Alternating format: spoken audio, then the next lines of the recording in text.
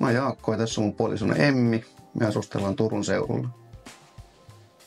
Me ollaan 4-henkinen perhe ja me asutaan tämmöisessä yhden tason rivitaloasunnossa. 60-luvun lopulla rakennettu, tiilirakenteinen, hyvin kaunis koti. Täällä meidän kodissa on painovoimainen ilmanvaihto, jota haluttiin parantaa asumismukavuuden lisäämiseksi. Muun muassa ilma ei kiertänyt meidän kodissa toivotulla tavalla kylpyhuoneissa, muissa asuintiloissa.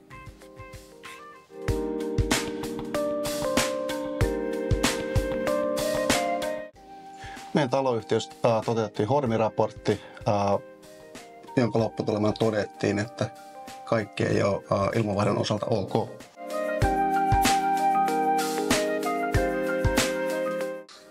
Me teetettiin meidän yhtiössä aika monta tarjouspyyntöä ja tutkimusta, josta sitten Rakennecenter valikoitui kilpailukykyisimmäksi toimijaksi.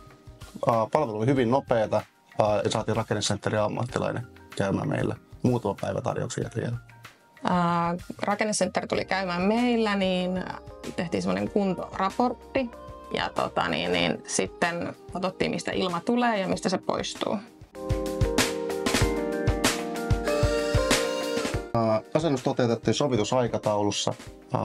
Asentajat oli hyvin ammattitaitoisia ja oli sujuvaa.